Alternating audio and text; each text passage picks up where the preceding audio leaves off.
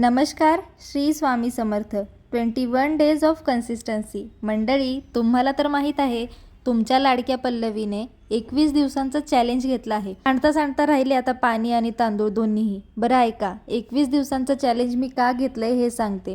मंडळी, ह्या 21 दिवसाच्या चॅलेंजमध्ये रोज व्हिडिओ टाकण्याचं महत्त्व नाही आहे, पण मला माझ्यामध्ये सातत्य आणायचं होतं, म्हणून मी 21 दिवसांचा चॅलेंज घेतला आहे. मी नेहमी तुम्हाला म्हणत असते की मी रोज व्हिडिओ टाकेल, कंटिन्यू व्हिडिओ टाकण्याचा प्रयत्न करेल, पण माझ्याच्याने काही होतच नव्हतं. म्हणून म्हटलं चला 21 दिवसांचा चॅलेंज घेते. ॲटलिस्ट ते चॅलेंज घेतल्यानंतर तरी मी कंटिन्यू व्हिडिओ टाकायला सुरुवात करेल.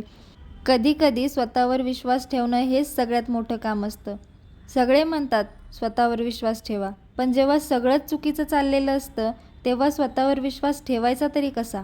आज या चॅलेंजचा 5वा दिवस आहे आणि खरं सांगायचं तर गेल्या काही दिवसात मला एक गोष्ट खूप जाणवली. लोकांचा विश्वास जिंकणं एवढं कठीण नसतं जितकं स्वतःचा विश्वास टिकवणं कठीण असतं. कारण जेव्हा रिझल्ट मिळत नाही, जेव्हा मेहनत दिसत नाही, जेव्हा स्वप्न खूप मोठी आणि परिस्थिती खूप छोटी वाटते, तेव्हा मनात एक आवाज येतो, हे खरंच होईल का?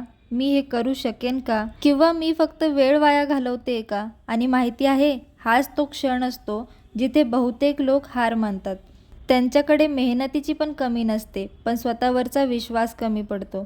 आज मी अजून यशस्वी नाही, माझ्याकडे लाखो फॉलोअर्स नाहीत, प्रत्येक रील व्हायरल नाही अथवा व्हिडिओ व्हायरल नाही, पण तरीही मी इथे उभी आहे. कारण कधी रिझल्ट नसतात, टाळ्या वाजवणारे अथवा कौतुक करणारे लोक नसतात, फक्त एक विश्वास असतो की आज नाही पण एक दिवस नक्की होईल. आणि कधी कधी स्वतःवर विश्वास ठेवणं हेच सगळ्यात मोठं काम असतं. ज्या दिवशी सगळे तुमच्यावर शंका घेतात, त्या दिवशी स्वतःवर विश्वास ठेवणं हीच यशाची पहिली पायरी असते. सगळे तुमच्यावर विश्वास ठेवतील असं नाही. जोपर्यंत तुम्ही स्वतःवर विश्वास ठेवता तोपर्यंत तुमची हार होऊच शकत नाही. बरं, आता मी स्वयंपाकात काय बनवते हे सांगायचं राहूनच गेलं. अख्खा स्वयंपाक व्हायला आला म्हणायचं. व्हायला कसला आलाय? भात शिजलेला आहे, भाजीची तयारी काय काय करून घेतली ते सांगते. लसूण वगैरे सोलून घेतलाय, हरभऱ्याची भाजी करायची आहे. कारण जेव्हा घरापासून आपण लांब असतो तेव्हा एकच भाजी सोपी वाटते, ती म्हणजे बेसन, हरभऱ्याची भाजी. अशा छोट्या मोठ्या ज्या साध्या साध्या भाज्या असतात ना, त्याच सोप्या वाटतात. कारण डाळ वरण हे सगळं शिजवायचं म्हटलं तर एवढा मोठा गॅस नसतो. खरं सांगायचं म्हणजे हा गॅस कधीपासून असं वाटतंय संपेल संपेल, त्या गॅस संपायच्या भीतीनेच मी स्वयंपाक करणं कमी करून दिले. आत्ता पण तुम्ही बघू शकता gas dim dim dim dim चालू आहे, पण तरीही माझा स्वयंपाक त्यावर होतो बरं का. आता जिरे मोहरी टाकून घेतली, त्यानंतर आता साधीच सिंपल भाजी आहे म्हटल्यावर त्याच्यात जास्त काही टाकणार नाही आहे. कांदा वगैरे कट करून घेतलेला आहे, मिरची लसूण सोडून घेते. तुम्हाला जर हरभऱ्याच्या भाजीची रेसिपी हवी असेल तर कमेंट बॉक्समध्ये रेसिपी टाईप करायला विसरू नका. तसा एवढा खास मला स्वयंपाक काही जमत नाही, पण जसाही जमत असेल सगळेजण खातात तेव्हा म्हणतात की पल्लवी तुझ्या हाताला चव तर आहे बरं का.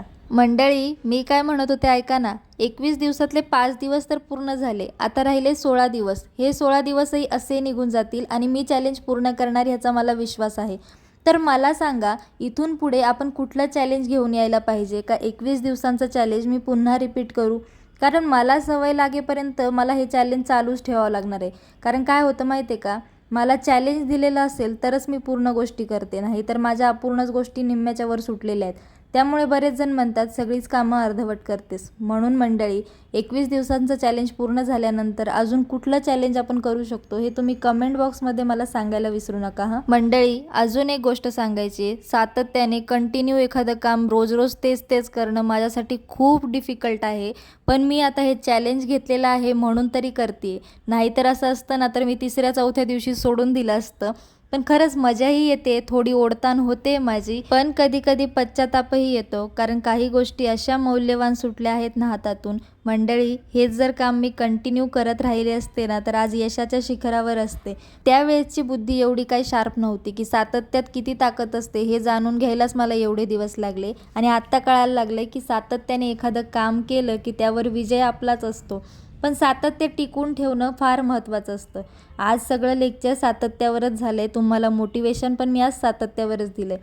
बऱ्यापैकी मी हे चॅलेंज का स्वीकारलं आहे माहीत आहे का? कारण बऱ्याच सक्सेसफुल व्यक्तीकडून अथवा जुन्या पिढ्यांकडून ऐकलेलं आहे की जे काम तुम्ही लगातार 21 दिवस करताना नंतर तुम्हाला त्याची सवय होऊन जाते. आणि मलाही बघायचं आहे, जी पल्लवी वेंधळी आहे, बडबडी आहे, हट्टी आहे, जिद्दी आहे, रुसवे फुगवे करणारी आहे, ती पल्लवी सातत्य स्वतःमध्ये उतरवू शकते की नाही. माझ्या आयुष्यातील प्रत्येक व्यक्तीला पल्लवीची वेगवेगळी बाजू माहीत आहे. कोणाला हट्टी पल्लू माहीत आहे, कोणाला जिद्दी पल्लवी माहीत आहे, कोणाला रागीट माहीत आहे, कोणाला भांडकुदळही माहीत असेल. माझा प्रत्येक स्वभाव प्रत्येक व्यक्तीसोबत मॅच होत नाही. काय माहिती, मला आठवतच नाही कोणासोबत वर्षानुवर्ष माझी मैत्री टिकली किंवा फार काळ मी एखाद्यासोबत गप्पा मारलेल्या.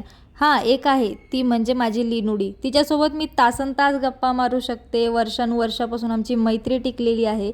एकमेकींसोबत आम्ही वाटेल तसं बोलतो, वाटेल तसं आम्ही टाईम स्पेंड करतो. तिच्यासोबत बोलायला आवडतं कारण ती मला जज करत नाही. व्हिडिओ आवडला असेल लाईक करा, शेअर करा, सबस्क्राईब करायला विसरू नका. Bye bye.